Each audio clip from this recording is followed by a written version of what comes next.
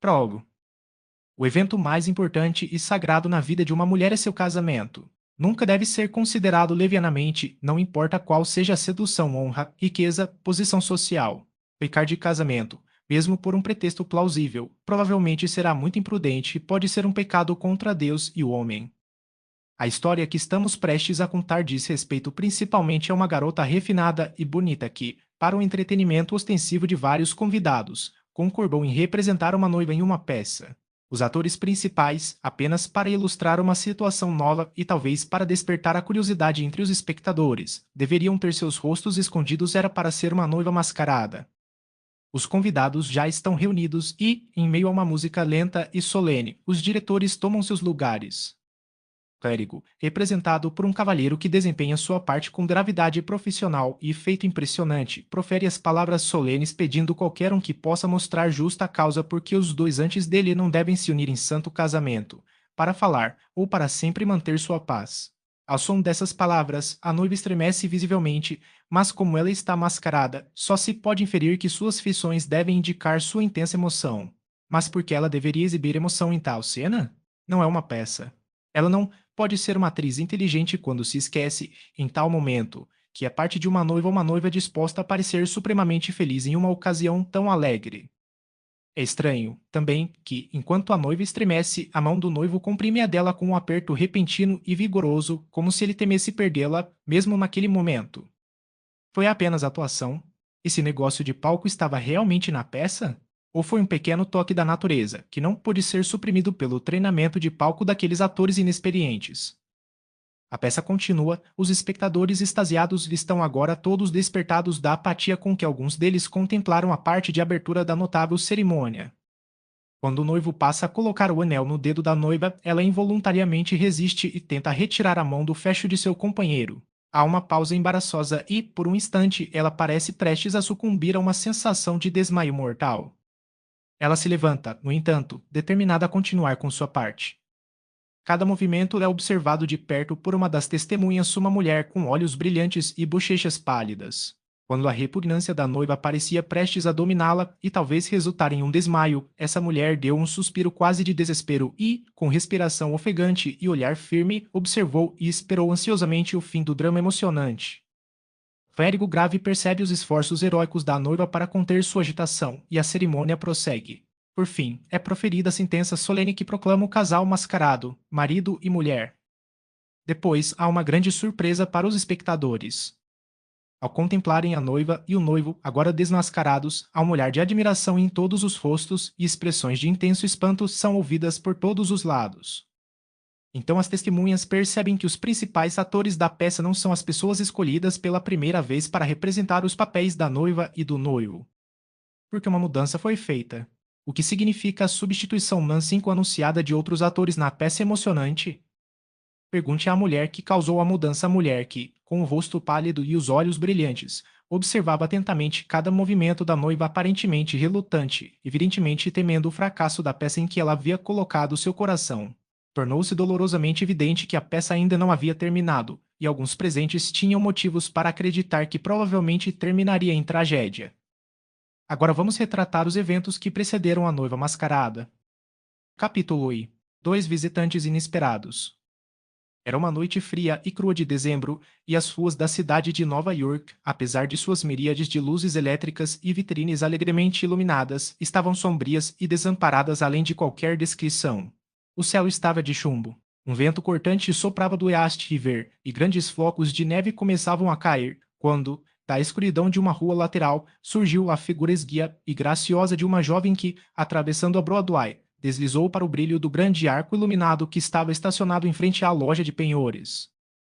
Ela parou por um momento do lado de fora da porta, uma mão esbelta e enluvada descansando irresolutamente sobre sua maçaneta polida, enquanto uma expressão de dor e nojo misturados varreu seu rosto pálido, mas singularmente belo. Em seguida, porém, ela se endireitou e, levantando a cabeça com um ar de resolução, tirou a maçaneta, abriu a porta e entrou na loja.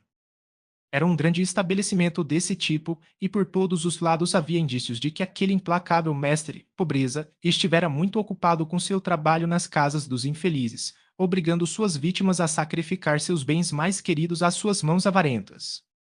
A jovem caminhou rapidamente até o balcão, atrás do qual estava um israelita de rosto astuto, que era o único ocupante do lugar, e cujos olhos negros penetrantes brilhavam com admiração e cupidez misturadas enquanto se fixavam no rosto adorável diante dele.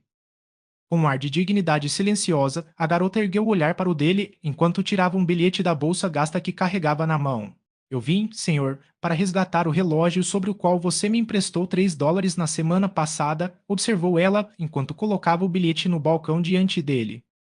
Ah, então, senhorita, você se importa em resgatar de VAT? Comentou o homem, com um sorriso astuto, enquanto pegava o bilhete sob o pretexto de examiná-lo para ter certeza de que era o mesmo que ele havia emitido para ela na semana anterior. Sim, senhor. Um Cuba que você resgata emite? Ele perseguiu, com um olhar malicioso desagradável. Com a mesma quantia que você me adiantou, é claro, respondeu bravemente a garota. Ah, vivis e vivis e. Feliz de Monet. E o homem estendeu uma enorme mão suja para ela. Eu tenho uma moeda de ouro de $5 aqui, ela devolveu, enquanto a tirava da bolsa e a depositava também no balcão, pois ela se esquivou de entrar em contato com aquela mão repulsiva e suja. O penhorista agarrou a moeda avidamente, seus olhos brilhando avidamente ao ver o ouro amarelo, enquanto ele a examinava cuidadosamente para se certificar de que era genuína. Então, então, você viu Vante de Vat? Observou ele por fim, em tom taciturno, como se não gostasse da ideia de devolver o valioso relógio sobre o qual havia adiantado a insignificante soma de $3. É. E irritadamente puxando uma gaveta enquanto falava, ele deixou cair a moeda nela. Ah. Ele gritou, com um sete súbito sobressalto e uma carranca zangada, quando caiu com um som de toque sobre a madeira. Vat, você quer dizer? Você me sufocaria. Você me roubaria. O dinheiro não é pegajoso, a moeda é falsa. Eu vou mandar chamar o oficial, você deve ser preso, seu pequeno ladrão de rosto manso. Ah, ele concluiu em um tom estridente de raiva bem simulada, enquanto balançava o punho ameaçadoramente diante de seu companheiro. A bela garota o olhou com espanto assustado enquanto ele derramava essa torrente de abusos irados sobre ela, enquanto seus lindos olhos azuis se dilatavam e seus lábios delicados tremiam de excitação reprimida. Eu não entendo você. O que você quer dizer, senhor? Ela finalmente exigiu, quando conseguiu encontrar voz para falar. Você joga de inocência muito velo. Ele zombou, então acrescentou, rudemente: Você não vai conseguir dar VAT, pois você me deu dinheiro ruim. Você está enganado, senhor. Acabei de receber aquela moeda de ouro de um advogado respeitado, para quem tenho trabalhado durante a semana, e sei que ele não se aproveitaria de mim pagando-me com dinheiro falso, explicou a jovem, mas ela, no entanto, ficou muito pálida enquanto falava. Ah, talvez não, senhorita, não se ele soubesse, disse o penhorista, agora adotando um tom ofegante e lamentável enquanto puxava a peça brilhante e a empurrava em sua direção. Alguém pode tê-lo encoberto, mas não tem o verdadeiro anel de ouro, e você terá que me trazer os dólares mais ou menos algum tempo, senhorita. O rosto delicado da garota Crow e lágrimas brotaram de seus olhos. Ela ficou olhando tristemente para o dinheiro por um momento, então, com um suspiro cansado, recolocou em sua bolsa, junto com o bilhete, e saiu da loja sem dizer uma palavra, enquanto o astuto penhorista cuidava dela, um sorriso de triunfo astuto percorria seus lábios ásperos, enquanto ele alegremente lavava as mãos, atrás do balcão, com sabão invisível em água imperceptível. Oh, mamãe. Pobre mamãe. O que devo fazer? Murmurou a garota, com um soluço de coração partido, enquanto ela oito saía para a rua novamente. Fiquei tão feliz em pensar que ganhei o suficiente para resgatar seu precioso relógio e também conseguir algo agradável e nutritivo para o jantar de domingo, mas agora o que posso fazer? Oh, é terrível ser tão pobre. Outro soluço sufocou sua fala e as lágrimas brilhantes rolaram grossas e rápidas sobre suas bochechas, mas ela se apressou em seu caminho e, depois de uma caminhada rápida de 10 ou 15 minutos, virou para uma rua lateral e logo entrou em uma casa de aparência dilapidada. Subindo um lance de escadas frágeis, ela entrou em uma sala onde uma luz fraca revelou uma mulher pálida e exausta deitada em um sofá pobre, mas impecavelmente limpo. A sala também estava limpa e organizada, embora muito mal mobiliada, mas fria e triste, pois não havia vida suficiente nas brasas fumegantes dentro do fogão para transmitir muito calor com a temperatura externa quase abaixo de zero. Edith, querida, estou tão feliz por você ter vindo, disse uma voz fraca, mas doce, da cama. E, mamãe, nunca voltei para casa com o coração mais triste, suspirou a menina cansada e quase desanimada enquanto afundava em uma cadeira baixa ao lado da mãe. Como assim, querida? Perguntou o inválido, após o que sua filha fez um relato de sua recente entrevista com o penhorista. Eu sei que o SR. Brilhante nunca teria me dado a moeda de ouro se não tivesse suposto que estava tudo bem, pois ele foi muito gentil e atencioso comigo durante toda a semana, observou ela, em conclusão, com um leve rubor. Tenho certeza de que ele trocaria, mesmo agora, mas ele deixou o escritório às 4, e eu não sei onde ele mora, então suponho que terei que esperar até segunda-feira, mas estou terrivelmente desapontado com o relógio, enquanto não temos comida nem combustível para passar o domingo. A mulher doente suspirou suavemente. Foi a única forma de reclamação a que ela se entregou. Talvez o dinheiro não seja falsificado, afinal, observou ela, depois de um momento de reflexão. Talvez o penhorista não quisesse desistir do relógio e, portanto, tomou esse caminho para se livrar de você. 9 é assim. Estranho que eu não tenha pensado nisso. Exclamou Edith, começando a se levantar ansiosamente, o olhar de desânimo desaparecendo de seu rosto adorável. Vou dar uma volta ao supermercado imediatamente e talvez eles peguem a moeda. Que consolador você sempre prova ser em tempos difíceis, mamãe. Ela acrescentou, abaixando-se para beijar o rosto pálido no travesseiro. Anime-se, em breve teremos uma fogueira ardente e algo bom para comer. Ela novamente vestiu a jaqueta e o chapéu e calçou as luvas, preparando-se para sair para enfrentar a tempestade e o frio cortante mais uma vez. Não suporto que você saia de novo, disse a mãe em tom ansioso. Eu não me importo nem um pouco, mamãe, querida, respondeu Edith brilhantemente, se eu puder deixá-la confortável no domingo. Na próxima semana, devo ir novamente ao SR. Brilhante, que acha que pode me dar trabalho permanentemente. Você deveria vê-lo, mamãe, continuou ela, corando novamente e afastando-se ligeiramente dos olhos que a encaravam com tanta curiosidade. Ele é tão bonito, tão cortês e tão gentil. Ah, começou a ter coragem mais uma vez, concluiu ela com uma risadinha prateada, então saiu, fechando a porta suavemente atrás dela. Meia hora depois, ela voltou com os braços cheios de pacotes e seguida por um homem carregando uma generosa cesta cheia de carvão e gravetos. Seu rosto estava brilhando, seus olhos brilhando e ela era uma visão desconcertante de beleza e felicidade. O dinheiro não era ruim, afinal, mamãe, disse ela, quando o homem partiu, eles não fizeram a menor objeção a levá-lo no supermercado. Eu acredito que você estava certo, e que o penhorista não queria desistir do relógio, então tomou esse caminho para se livrar de mim. Mas eu vou tê-lo na próxima semana, e eu vou ter um policial para ir comigo para buscá-lo. Você contou ao dono da mercearia alguma coisa sobre o problema que teve? Perguntou o inválido.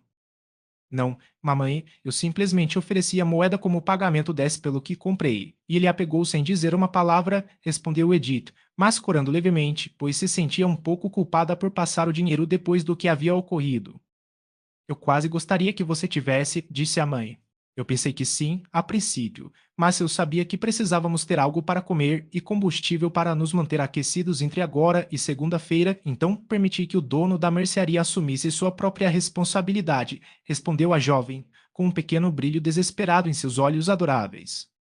Seu companheiro não respondeu, embora houvesse uma sombra de ansiedade em seu rosto pálido. Edith, tirando suas coisas, apressou-se e logo preparou uma fogueira alegre e uma refeição apetitosa. Seu ânimo parecia aumentar com a temperatura da sala e ela conversava alegremente sobre seu trabalho, contando uma série de incidentes interessantes que ocorreram em conexão com seu emprego durante a semana. Agora venha, mamãe, observou ela, por fim. Deixe-me ajudá-lo a sentar-se em sua cadeira e levá-lo até a mesa, pois o jantar está pronto e tenho certeza de que você vai gostar dessas deliciosas ostras que eu cozinhei como você mais gosta. Mãe e filha estavam conversando agradavelmente, saboreando sua refeição, quando a porta de seu quarto foi aberta rudemente e dois homens entraram em sua presença. Edith começou a se levantar em uma mistura de indignação e alarme, depois ficou mortalmente pálida quando observou que um dos intrusos era um oficial e o outro o dono da mercearia de quem ela havia feito suas compras recentes. Qual é o significado dessa intrusão? Ela exigiu, tentando em vão manter seu tom firme e seu coração de afundar com um pavor terrível. Lá, SR. Oficial, essa é a garota que passou o dinheiro falso na minha loja, exclamou o dono da mercearia com o rosto vermelho de raiva. Jit soltou um grito sufocado de angústia, depois afundou fracamente de volta na cadeira, enquanto o homem avançava 11 para o lado dela, colocou a mão sobre o ombro dela e comentou: Você é minha prisioneira, senhorita. Capítulo 2. Um amigo fiel faz um apelo vão. A bela Edith Landale e sua mãe gentil e refinada foram repentinamente arremessadas da riqueza para as profundezas da pobreza. Apenas 2 anos antes do início de nossa história, o mundo tinha sido tão brilhante para eles quanto para qualquer um dos favoritos da fortuna que habitam os luxuosos palácios da Quinta Avenida. Albert Alandale tinha sido um rico corretor em Wall Street. Durante anos, a fortuna derramou seus favores sobre ele, e tudo o que ele tocou parecia literalmente se transformar em ouro em suas mãos. Sua família consistia em sua esposa, sua linda filha e 2 filhos brilhantes de 10 e 12 anos de idade, nos quais as mais caras esperanças de sua vida se concentravam. Mas, como um raio de céu claro, uma doença de menos de uma semana o privou de seus 2 filhos. A difteria, que caiu destruidora, colocou sua mão implacável sobre eles, e eles morreram no mesmo dia, com poucas horas de diferença. O pai de coração partido era um homem mudado desde o momento em que, sentado em agonia sem palavras ao lado desses meninos idolatrados, ele viu suas jovens vidas se apagarem e sentiu que o futuro não tinha nada para tentá-lo a viver.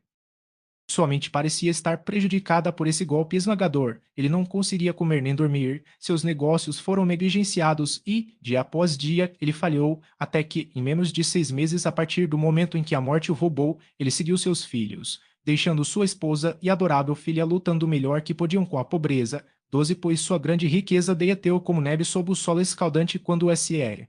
Alandale perdeu o interesse pelos assuntos do mundo. Profundamente sensíveis e não menos orgulhosas, esmagadas por suas muitas tristezas, a esposa e a filha enlutadas esconderam a si mesmas e sua dor de todos em um canto remoto da grande cidade. Mas o infortúnio seguiu o infortúnio azar. Alandale tornou-se uma inválida confirmada até que foram reduzidos aos estreitos descritos no início de nossa história. Na semana anterior, eles gastaram seu último dólar obtido penhorando um após o outro de seus tesouros antigos e Edith insistiu em procurar emprego.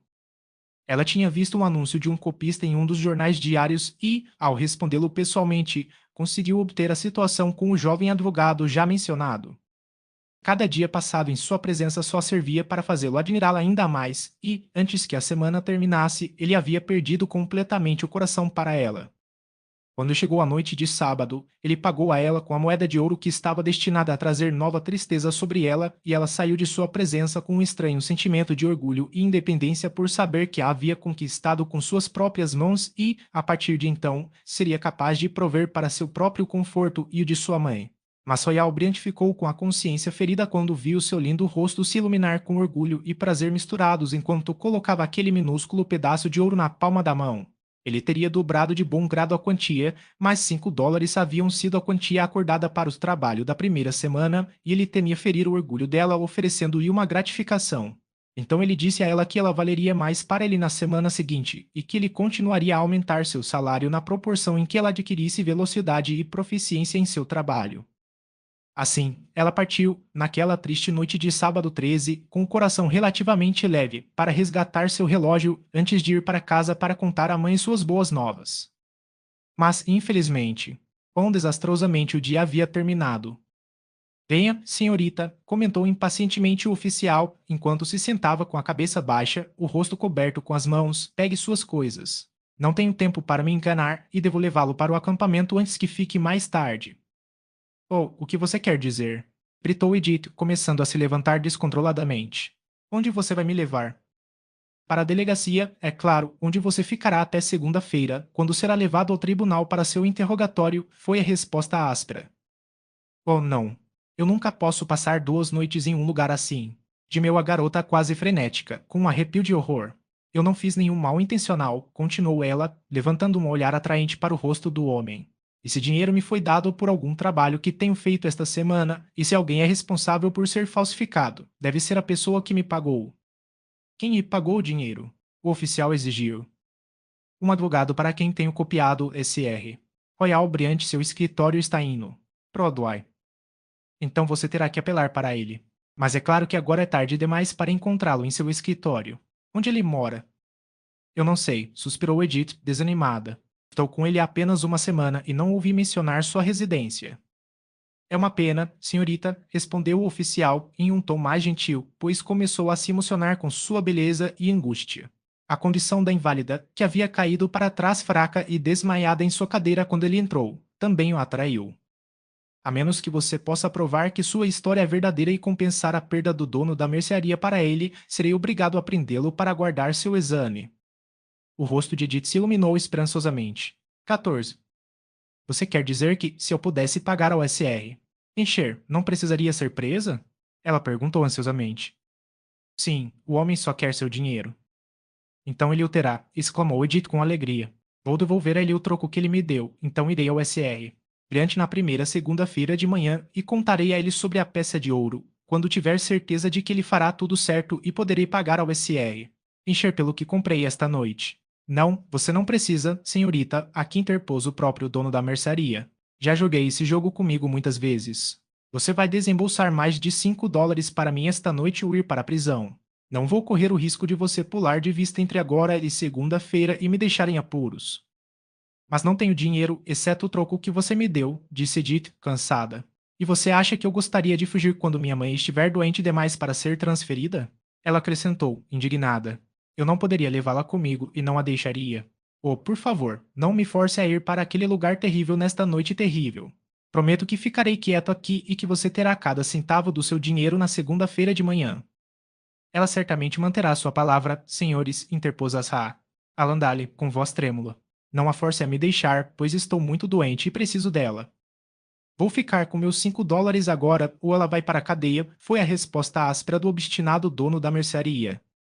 Oh, eu não posso ir para a cadeia, lamentou a garota perseguida.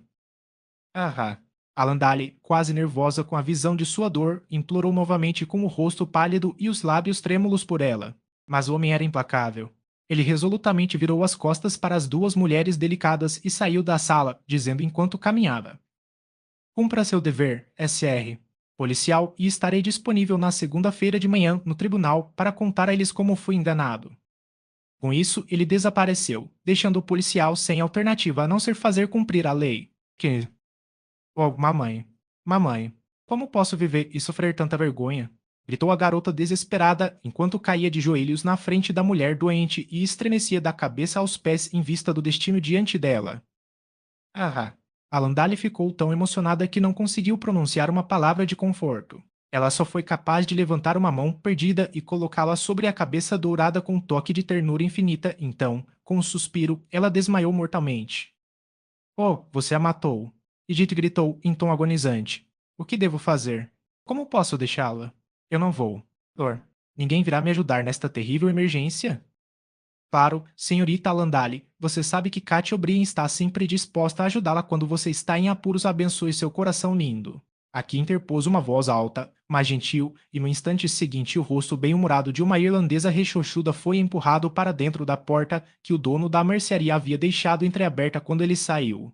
Qual é o problema aqui? Ela concluiu, olhando do oficial para a mulher insensata em sua cadeira e sobre quem Edith estava pendurada, esfregando as mãos frias, enquanto lágrimas amargas rolavam por seu rosto. Algumas palavras bastaram para explicar a situação, e então a indignação da calorosa filha de Irina explodiu com mais força do que elegantemente, e ela repreendeu o dono da mercearia ausente e o oficial presente em termos não gentis. Katia O'Brien teria adiantado de bom grado $5 para a mercearia, mas, infelizmente, ela mesma estava naquele momento quase destituída de dinheiro. Venha, senhorita Landale, disse o oficial, um tanto impaciente. Não posso esperar mais. Oh, mamãe, como posso deixá-lo assim? Gemeu a garota com um olhar desesperado para a figura inanimada que, até então, não dera sinais de retorno à vida. Ela apenas desmaiou, Mavourneen, disse Katia O'Brien em tom terno, pois finalmente percebeu que seria pior do que inútil lutar contra a majestade da lei. Ela logo voltará a si mesma, e 16 você pode confiar nela com segurança comigo, eu não vou lavá-la até que você volte. E com essa garantia, Edith foi forçada a se contentar, pois viu, pelo rosto resoluto do oficial, que não podia esperar nenhum alívio. Então, com um último olhar agonizante, ela apertou um beijo na testa pálida de seu ente querido. Então, novamente vestindo o chapéu e o chale, ela disse ao policial que estava pronta e saiu mais uma vez para a escuridão e a tempestade impiedosa, sentindo-se quase como se o próprio Deus a tivesse abandonado e se perguntando se algum dia veria sua querida mãe viva novamente. Capítulo 3. O jovem advogado experimenta duas surpresas extraordinárias. Na manhã seguinte, no quarto da matrona da estação da Rua 30ª, um visitante veio ver Edith Alandale. A visitante foi Katia O'Brien, que, após anunciar a condição da mãe do prisioneiro, declarou sua disposição de ajudar Edith de qualquer maneira ao seu alcance. Edith confiou a ela uma carta para o SR. Royal Briante, e na manhã de segunda-feira Katia estava no escritório do advogado e colocou a missiva em suas mãos. O jovem reconheceu instantaneamente a caligrafia de seu belo copista e coou até a testa ao vê-la. Ah, ela está doente e me mandou dizer que não pode vir ao escritório hoje. Ele disse para si mesmo. Sente-se, senhora, disse ele ao visitante, e ele ansiosamente rasgou a carta e leu o seguinte. SR. Briante, caro senhor, lamento ter que lhe dizer que a moeda de ouro de US$ 5 que você me deu no sábado à noite era uma moeda falsa. Passei em uma mercearia perto da qual resido, em pagamento de artigos de primeira necessidade que comprei e, meia hora depois, fui preso pelo crime de passar dinheiro espúrio. Eu não poderia apelar para você na época, pois não sabia seu endereço, mas agora eu imploro que você venha em meu auxílio amanhã de manhã, quando terei que comparecer ao tribunal para responder à acusação, pois não conheço mais ninguém a quem recorrer em minha situação atual. Oh, por favor, venha imediatamente, pois minha mãe está muito doente e precisa de mim. Respeitosamente seu. Legitimil. Alandale. O rosto de Royal Briante estava horrivelmente branco quando ele terminou de ler esta breve epístola. Meu Deus! Ele murmurou, pensar naquela linda garota sendo presa e presa por tal ofensa. Onde estás, tá? Alandale. Ele acrescentou, em voz alta, voltando-se para Sa. O'Brien, que o observava com um olhar ciumento desde que entrou na sala. Na delegacia da rua 30ª, senhor, ela respondeu brevemente. Infame! Exclamou o jovem, com grande excitação. E ela está naquele lugar vil desde sábado à noite. Ela tem, senhor, mas não com o lote comum. A matrona tem sido muito boa para ela, senhor, e deu-lhe uma cama em seu próprio quarto, explicou a mulher.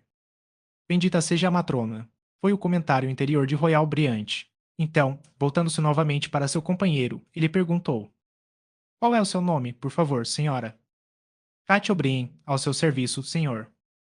Obrigado. E você mora perto da senhorita Landale? Diste forniste ela, senhor, no mesmo andar, do outro lado do corredor. Ela escreve que sua mãe está muito doente, prosseguiu o jovem, referindo-se novamente à carta.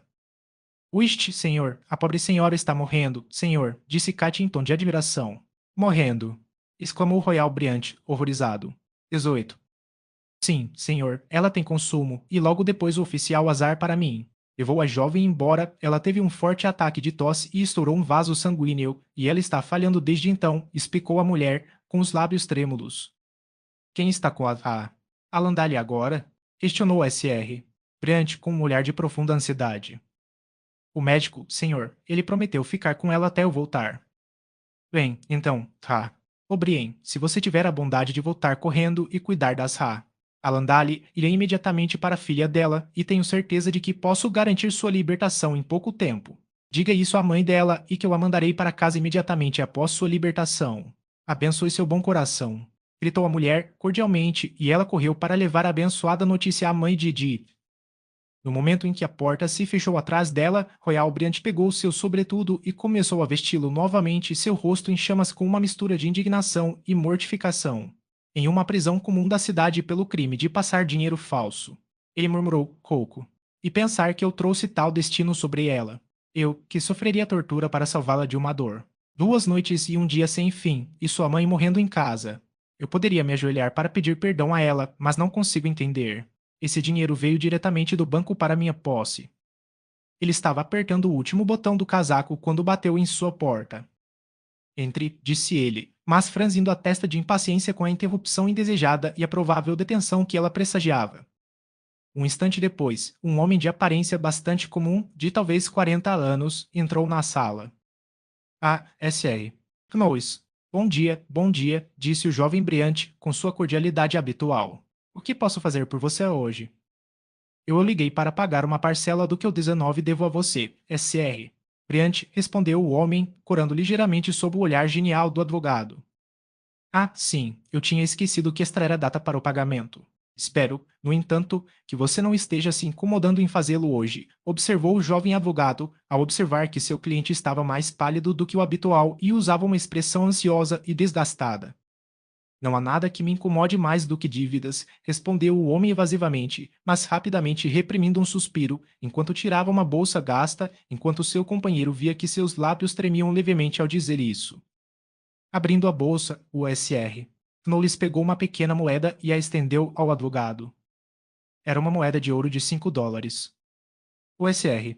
Briante pegou mecanicamente e agradeceu, mas, ao mesmo tempo, sentindo uma estranha relutância em fazê-lo, pois tinha certeza de que o homem precisava do dinheiro para suas necessidades pessoais, enquanto sua pequena reivindicação contra ele por conselhos prestados algumas semanas antes poderia esperar bem o suficiente e ele nunca perderia a quantia.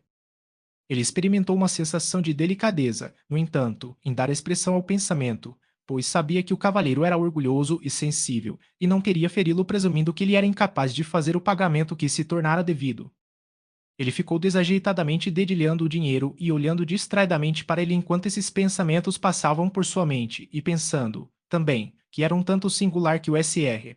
Knowles lhe pagasse em moedas de ouro e da mesma denominação que ele dera a Edith menos de 48 horas antes, e que tinha sido o meio de causar-lhe problemas tão profundos. Quase inconscientemente, ele virou o dinheiro, seu olhar ainda fixo nele. Ao fazê-lo, ele deu um sobressalto violento que fez com que seu companheiro o olhasse com curiosidade. Grande Scott! Ele exclamou, com veemente excitação, enquanto se inclinava para examinar a moeda mais de perto. Esta é a coisa mais estranha que já me aconteceu em toda a minha experiência. 20. Capítulo 4. Um mistério explicado. O SR. Knowles olhou para seu companheiro com indisfarçável espanto.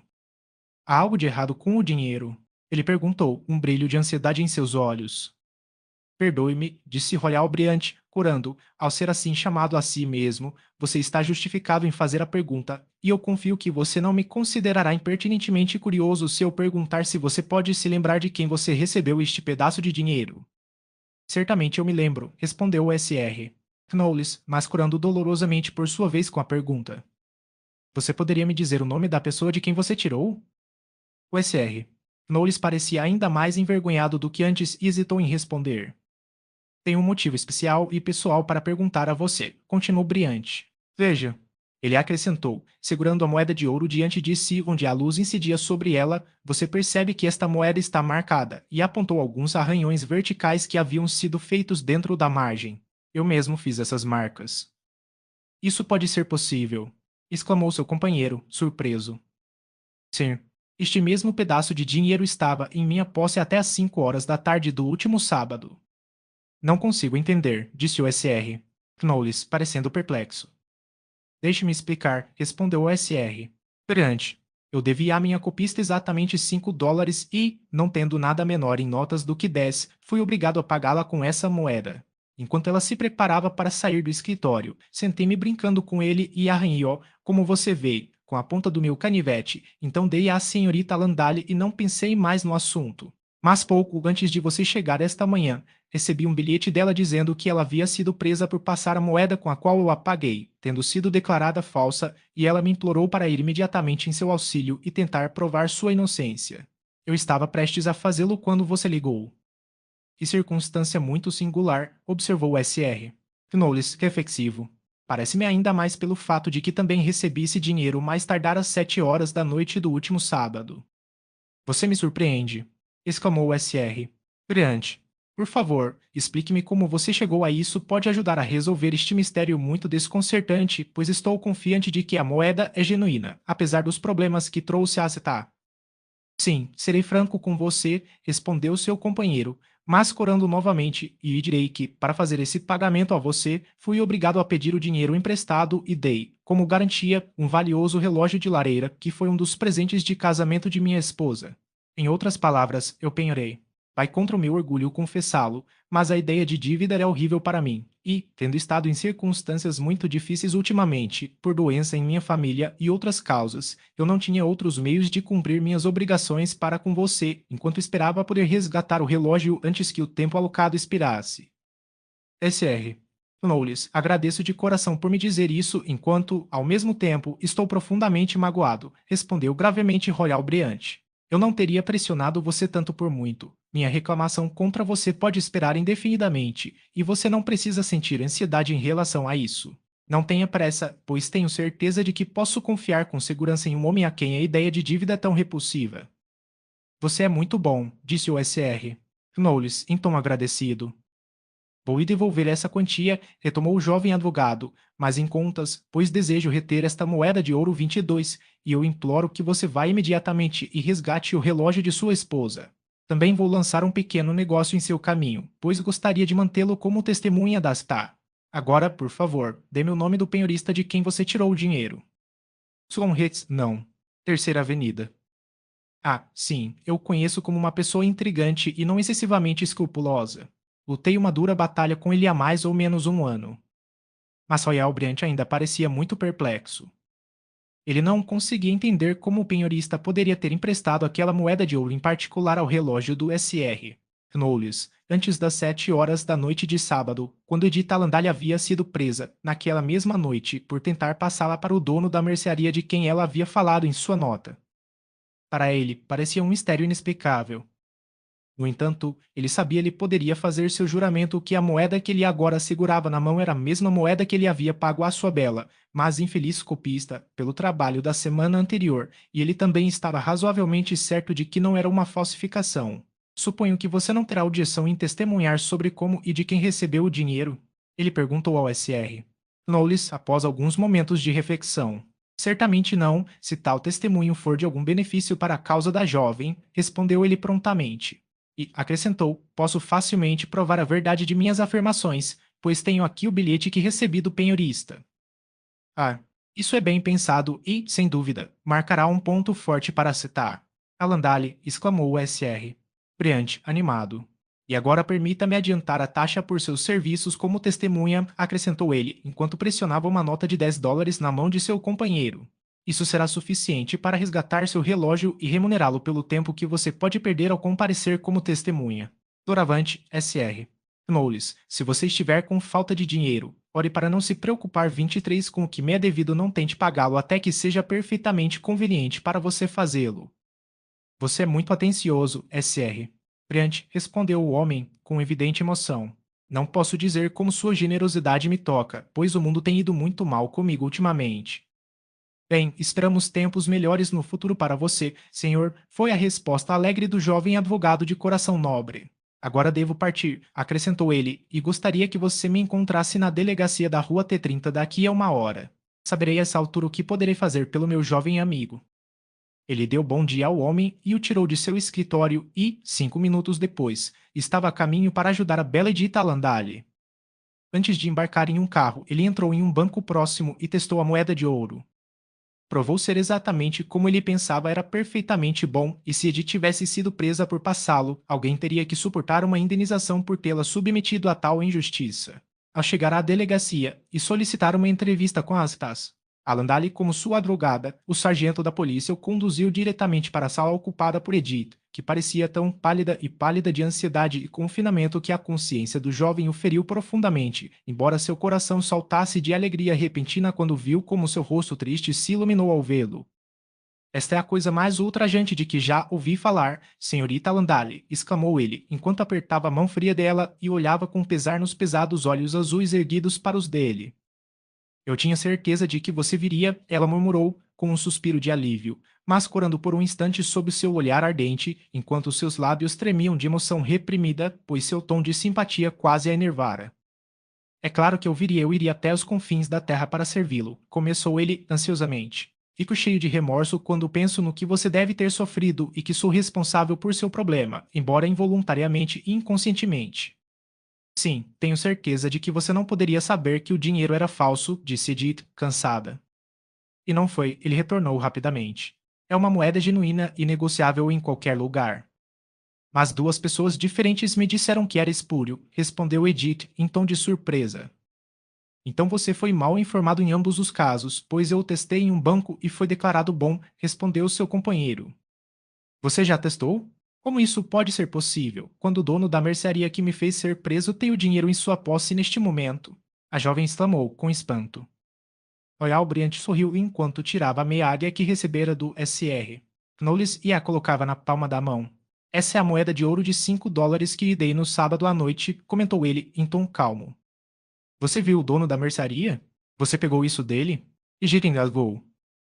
Não, um antigo cliente meu trouxe-me há cerca de meia hora em parte do pagamento de uma dívida que me deve. Eu não entendo. Não pode ser a mesma coisa, disse Edith com um olhar de perplexidade. Mas foi a resposta sorridente. Olhe de perto e você encontrará alguns arranhões recentes em um lado, você vê? Sim, admitiu a jovem. Muito bem, eu os fiz com meu canivete durante um ataque de distração, enquanto você colocava seu chapéu e chale na noite de sábado, explicou o Royal Briante. Era todo o dinheiro que eu tinha, exceto algumas notas grandes, e fui obrigado a dar a você, embora soubesse que não era uma forma conveniente e é tão provável que se perca uma peça tão pequena. Tenho certeza de que não sei o que me possuiu para desfigurá-lo da maneira que fiz. Continuou ele após uma ligeira pausa, mas 25 lá estão as marcas. Felizmente, e eu poderia jurar pela moeda entre uma centena de outras da mesma denominação. Sim, eu me lembro, agora, observou Edith, reflexiva. Notei a peça de ouro em suas mãos e que você estava usando sua faca sobre ela, mas como poderia ter chegado à posse de seu cliente? Certamente o dono da mercearia não teria se separado dele voluntariamente, pois era toda a prova que ele tinha contra mim. Não, meu cliente, o SR. Knowles obteve de um penhorista no número. Terceira Avenida, respondeu o SR. Brilhante. Instantaneamente, o sangue vermelho subiu à testa clara da garota e, como um flash, Royal Brant compreendeu como todos os seus problemas haviam acontecido. Sim, ela suspirou, depois de um momento, como se respondesse a alguma pergunta dele. Na semana anterior à minha entrada em seu escritório, fui obrigada a pedir algum dinheiro emprestado em um lindo relógio de mamãe. Era muito valioso, mas o homem só me adiantaria $3 sobre ele. É claro que senti que deveria resgatá-lo com o primeiro dinheiro que ganhasse e fui imediatamente ao penhorista para buscá-lo ao sair do escritório. Ele parecia avesso ao resgate antecipado do relógio e jogou meu dinheiro impacientemente na gaveta. No instante seguinte, ele me devolveu, dizendo com raiva que era falsificado e me acusando de tentar enganá-lo. Mas, mesmo agora, não consigo entender. Então o penhorista jogou seu dinheiro na gaveta, não é? Interpôs o SR. Briante, agarrando-se ansiosamente a esse ponto importante. Sim, mas, como eu disse, ele me devolveu imediatamente e fui obrigado a ir para casa sem meu relógio. Eu estava muito angustiada porque, SR. Brilhante era todo o dinheiro que eu tinha e havia coisas que mamãe e eu precisávamos ter para nos sentirmos confortáveis no domingo, confessou Edith, com as bochechas vermelhas e os olhos baixos, cuja visão fez o coração de sua companheira doer por ela. Mamãe sugeriu que o dinheiro poderia não ser ruim, afinal, continuou ela, determinada a que ele soubesse toda a verdade sobre 26 o assunto, que, possivelmente, o penhorista havia tomado aquele caminho para manter o relógio, com a esperança de finalmente protegê-lo, então comecei a fazer minhas compras. O dono da mercearia não fez objeção ao dinheiro e me deu meu troco sem dizer uma palavra. Mas meia hora depois, ele apareceu com um policial e me prendeu.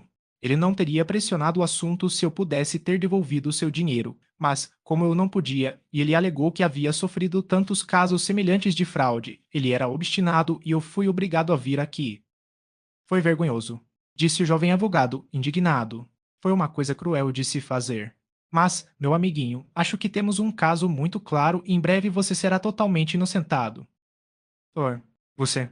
Ficarei muito grata, Edith começou, depois parou, sufocando um soluço que quase estourou de seus lábios trêmulos. Vejo que você não compreende muito bem como isso pode ser, continuou a amiga, ignorando sua emoção.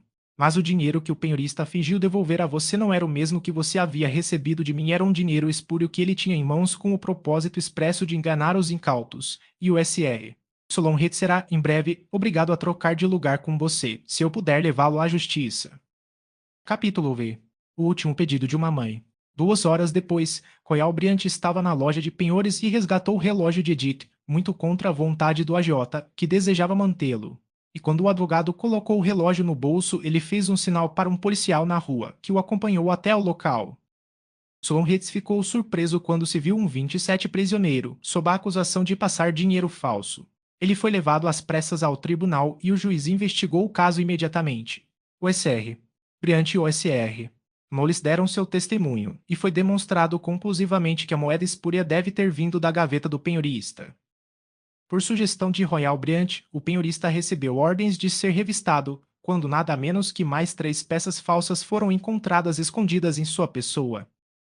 Isso foi considerado prova suficiente de sua culpa, sem mais testemunhos, e ele foi condenado a 4 anos de prisão, sem que Dee tivesse sido chamado ao banco das testemunhas para testemunhar contra ele.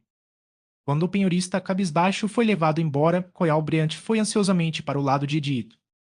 Você está livre, está. Alandale, exclamou ele, com um rosto radiante, e acho que devemos ser parabenizados por termos feito um trabalho tão rápido no caso. É tudo devido à sua inteligência, respondeu Edith, erguendo um par de olhos agradecidos para o rosto dele. Como posso agradecer? Você não precisa fazer isso, pois sinto que só eu fui o culpado por todos os seus problemas, disse ele, em tom de auto-reprovação. Então ele acrescentou, com um brilho malandro em seus belos olhos: Nunca mais serei culpado de pagar meu copista em ouro. Agora venha, eu tenho uma carruagem esperando por você e vou mandá-lo diretamente para casa para sua mãe, concluiu o jovem, enquanto levantava o chale da cadeira onde ela estava sentada e o encolava nos ombros. E Dito seguiu até a rua, onde um hack estava pronto para levá-la para casa.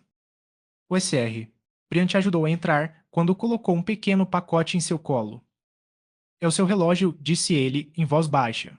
Então, estendendo a mão para ela, ele acrescentou: Não vou pedir que você volte ao escritório por 2 ou 3 dias. Você precisa descansar depois de sua recente ansiedade e excitação, enquanto devo ficar fora até quarta-feira ao meio-dia. Venha a mim na quinta-feira de manhã, se você se sentir capaz, quando terei muito trabalho para você. 28.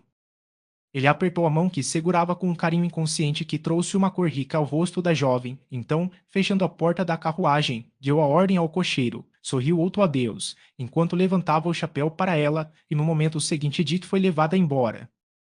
Havia uma luz alegre em seus olhos, um sorriso terno em seus lábios vermelhos e, apesar de sua pobreza e muitos cuidados, ela estava, no momento, extremamente feliz, pois os modos de Royal Briant tinham sido muito mais sugestivos para ela do que ele imaginava, e ela estava emocionada em sua própria alma pela consciência de que ele a amava. Ela ficou sentada assim, em feliz devaneio, até que a carruagem virou para a rua onde ela morava. Então, de repente, voltando a si, sua atenção foi novamente atraída para o pacote em seu colo. Há algo além do relógio da mamãe aqui, ela murmurou, ao notar a espessura dele. Desamarrando a corda e removendo o invólucro, ela encontrou uma linda bolsa com um fecho de prata sobre a caixa que continha o relógio. Com as bochechas ardentes, ela o abriu e encontrou dentro uma nota de US$ 10 e o cartão de Royal Briant com estas palavras no verso: Considerarei um favor se você aceitar a quantia incluída, como um empréstimo, até que se encontre em circunstâncias mais confortáveis financeiramente. Seu RB. Jit levou a bolsa aos lábios com um arrepio de alegria.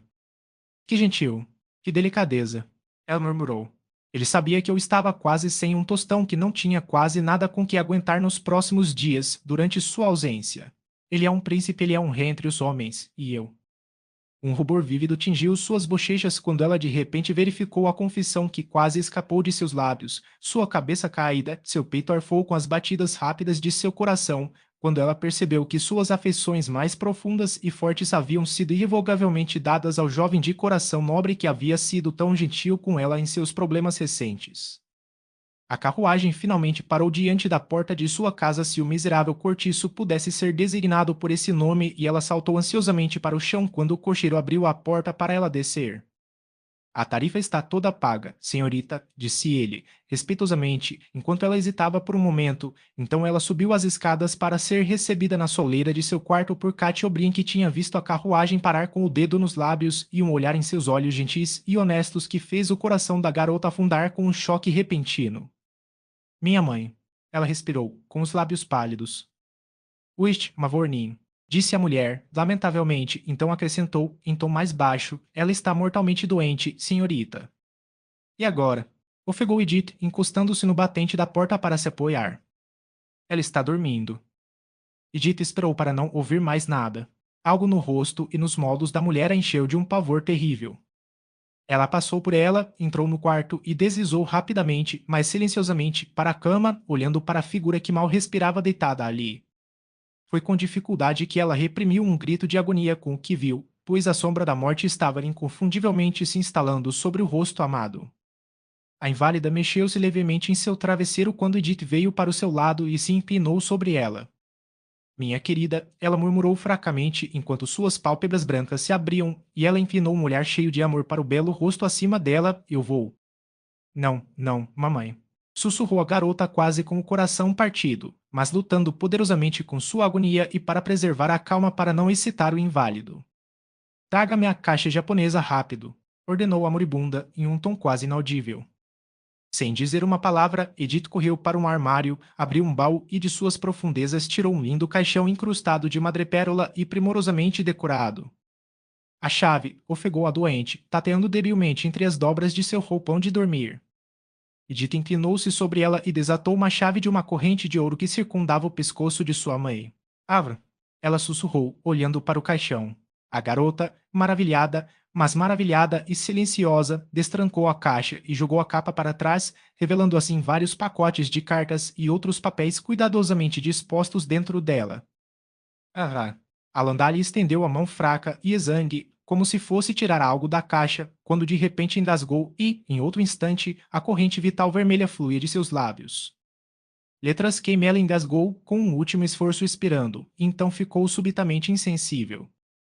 E uma agonia de terror, Edith jogou a caixa na cadeira mais próxima e começou a esfregar a mão fria que pendia ao lado da cama enquanto O'Brien se aproximou, com um olhar de admiração no rosto.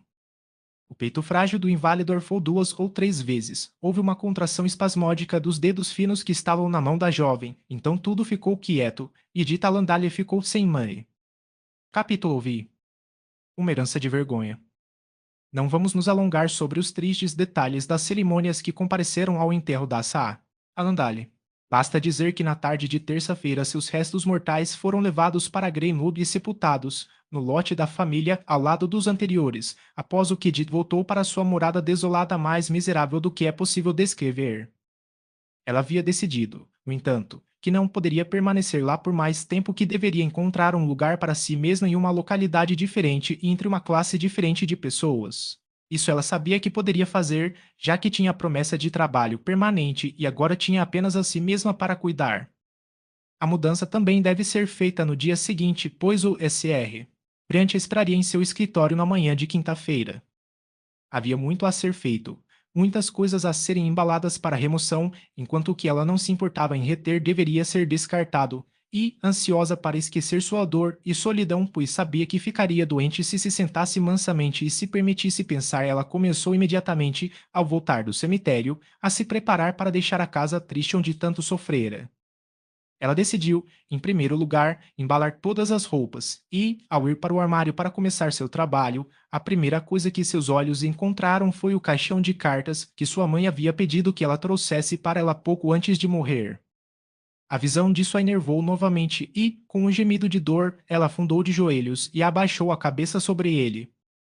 Mas a fonte de suas lágrimas estava tão exausta que ela não conseguia chorar, e, finalmente se recompondo, ela levou a bela caixa para a sala e sentou-se perto de uma luz para examinar seu conteúdo. Mamãe evidentemente queria que essas cartas fossem destruídas, ela murmurou, enquanto jogava a capa para trás. Farei o que ela quiser, mas primeiro vou examiná-los, para ter certeza de que não há nada de valor entre eles. Ela começou sua tarefa imediatamente e descobriu que eram principalmente missivas de amigos íntimos, com um grande número escrito por ela mesma para sua mãe enquanto ela estava no internato. Tudo isso ela queimou depois de olhar casualmente para eles. Nada restou na caixa exceto um pequeno pacote de 6 ou 8 epístolas amareladas pelo tempo, unidas com uma fita azul. Que escrita peculiar! Edith observou, enquanto ela 32 separava um dos outros e examinava a inscrição no envelope. Ora, é carimbado em Roma, Itália, em 18, e endereçado à mamãe em Londres. Isso deve ter sido quando ela estava em sua turnê de casamento.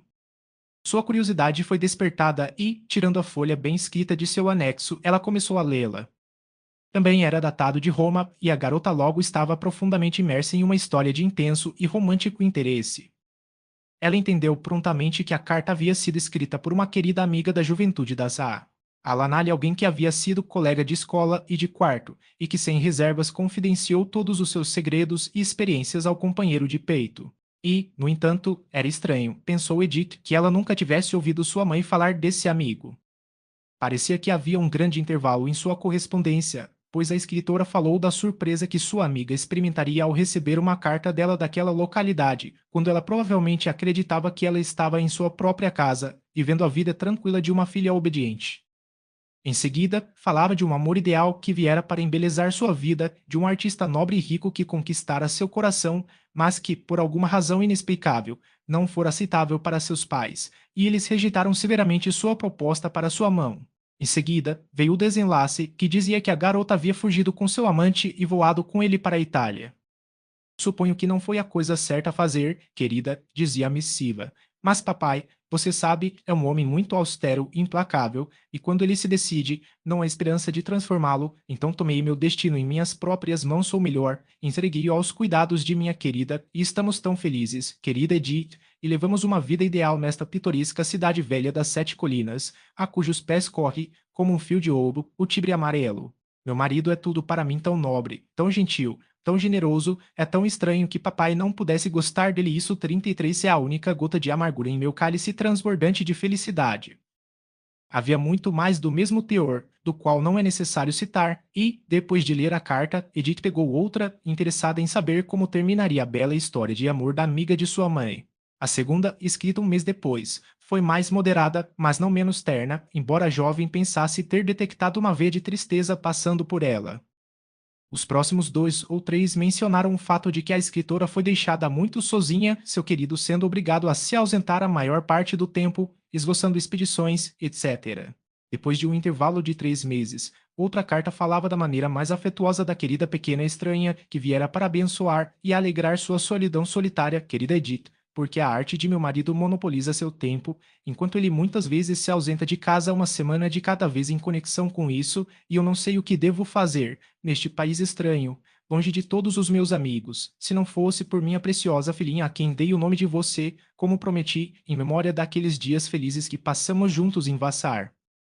Então a amiga de mamãe teve uma filha, que também se chamava Edith, refletiu nossa bela heroína, interrompendo sua leitura da carta. Eu me pergunto se ela está morando e onde. Essas cartas não me dizem nada, não dão nenhum sobrenome para identificar a escritora ou seu marido. Ela voltou para a epístola e continuou lendo. Ela é um grande conforto para mim, dizia, e me dá um objetivo na vida, algo além de mim e do meu trou. Essas 3 últimas palavras foram riscadas para pensar. Quando você virá a Roma, querida Edith? Sua última carta foi datada de São Petersburgo. Estou muito ansioso para que você veja seu pequeno homônimo e me faça aquela visita muito prometida. Quase não havia uma palavra nesta carta referindo-se ao marido, exceto aquelas 3 palavras riscadas, mas transbordava de louvores e amor por seu lindo filho, embora fosse evidente que a jovem esposa estava longe de experimentar a felicidade conjugal que havia permeado suas missivas anteriores. Havia apenas mais uma carta no pacote e o rosto de Edith estava muito sério e simpático quando ela tirou do envelope. Tenho certeza de que seu marido provou ser negligente e cruel com ela, ela murmurou, e que ela se arrependeu de sua imprudência em deixar sua casa e amigos. Ou, eu me pergunto por que as garotas serão tão tolas e teimosas a ponto de ir diretamente contra o conselho daqueles que mais as amam e fugir com homens dos quais não sabem comparativamente nada. Com um suspiro de pesar pela infeliz esposa de quem estivera lendo, ela desdobrou a carta em suas mãos e começou a ler, sem sonhar com as coisas estranhas que aprenderia com ela. Oh, querida Edith, começou. Como posso te dizer? Como posso escrever sobre a terrível calamidade que me atingiu? Meu coração está partido, minha vida está arruinada, e tudo porque eu não quis dar ouvidos àqueles que me amavam e que, agora percebo, eram meus melhores e mais gentis conselheiros. Eu poderia suportar isso por mim mesmo, talvez eu poderia sentir que era apenas um julgamento justo sobre mim por minha obstinação e conduta não filial, e assim arrastar minha existência cansada em submissão ao inevitável, mas quando penso em meu bebê inocente e minha adorável Edith homônimo. Ah, eu nunca a teria batizado assim, eu não poderia tê-lo insultado assim, se soubesse. Sinto-me quase inclinado a duvidar da justiça e do amor de Deus se, de fato, existe um Deus. A carta aqui parecia que a escritora devia ter sido dominada por sua miséria e chorou lágrimas de amargo desespero, pois estava muito borrada e desfigurada. Mas Edith, com o rosto agora absolutamente incolor, continuou lendo ansiosamente. Não posso suportar e viver, retomou o escritor. Então vou morrer. Edith, meu marido não, meu traidor, devo dizer, me abandonou. Ele foi para Florença com uma bela condessa italiana, que também é muito rica, e está morando com ela em seu elegante palácio, nos arredores da cidade. Ele há muito tempo está atento a ela, mas nunca sonhei até que ponto as coisas haviam ido até ontem, quando me deparei com eles, desprevenidos, no estúdio de Everard, e o ouvi dizer a ela como a amava, que eu não era sua esposa, apenas sua. Não posso escrever a palavra vil que faz minha carne arrepiar de horror.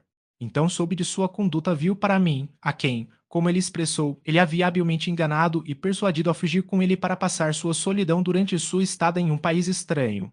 É uma maravilha que eu não tenha caído morto onde estava morto pela terrível verdade, mas os amantes perversos não sonharam em ser ouvidos.